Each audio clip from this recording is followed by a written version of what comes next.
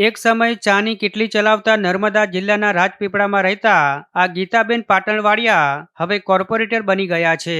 રાજપીપળા નગરપાલિકા ચૂંટણીમાં ભાજપ દ્વારા આ વખતે એક અનોખો અને લોકપ્રિય નિર્ણય લેવામાં આવ્યો હતો, જેમાં ભાજપે શહેરમાં ચાની કીટલી ચલાવી રોજગારી મેળવતા આ મહિલા ગીતાબેન પાટણવાડિયા પર વિશ્વાસ મૂકી તેમને નગરપાલિકાની ટિકિટ આપી મેદાનમાં ઉતાર્યા હતા। સામાન્ય જનજીવન સાથે જોડાયેલી આ મહિલાને જ્યારે ભાજપ તરફથી ઉમેદવારી મળી ત્યારે સમગ્ર વિસ્તારમાં ચર્ચાનો વિષય બની ગયો હતો। ચૂંટણી પ્રચાર દરમિયાન ગીતાબેન પાટણવાડિયાએ ઘરે ઘરે જઈને જનતા સાથે સીધો સંપર્ક સાધ્યો હતો અને પોતાની સાદગી, મહેનત અને લોકો સાથેના લાગણીસભર સંબંધને કારણે તેઓ ઝડપથી મતદારોના મનમાં સ્થાન બનાવી શક્યા હતા અને આખરે જીતી ગયા હતા। ત્યારે જીત બાદ પણ તેઓ પોતાના રોજગાર માટે ચલાવતા ચાની કીટલીના ધંધાને ચાલુ રાખશે અને સાથે સાથે હવે તેઓ એ જ સ્થળ પર પોતાનું નાનું કાર્યાલય પણ શરૂ કરશે તેમ તેમણે જણાવ્યું હતું। ત્યારે ચૂંટણીમાં ગીતાબેન પાટણવાડિયાની જીતને લોકો સામાન્ય માણસના પ્રતિનિધિની જીત તરીકે પણ જોઈ રહ્યા છે।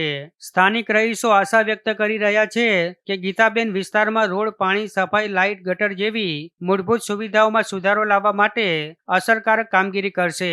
ત્યારે હવે સમગ્ર શહેરની નજર ગીતાબેનના કાર્ય પર છે અને લોકો આશા રાખી રહ્યા છે કે તેઓ વિકાસ કાર્યોને આગળ ધપાવી રાજપીપળા શહેરને વધુ સુવિધાસભર અને સ્વચ્છ બનાવવા મહત્વની ભૂમિકા ભજવશે। મારું નામ ગીતાબેન પિયુષભાઈ પાટણવાડિયા છે। આજે હું 35 વર્ષથી ચાની લારી ચલાવું છું। તેમાંથી મને નગરપાલિકાની ટિકિટ મળી હતી, તેમાં અમે બહુમતીથી જીતેલા છે।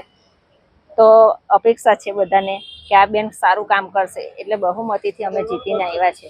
તો પછી અમે એવું વિચાર્યું છે કે અહીંયા જ આપણે મારી ચાની લારી હોય ચાલે ને હોય ચાલે, તેની બદલે અહીંયા જ અમે કાર્યાલય બનાવી ને ચાની લારી હોય ને ધંધો હોય કરીશું ને બધાનું કામ હોય કરીશું સારી રીતના ને બધાને સપોર્ટ કરીશું ને એ કરીશું।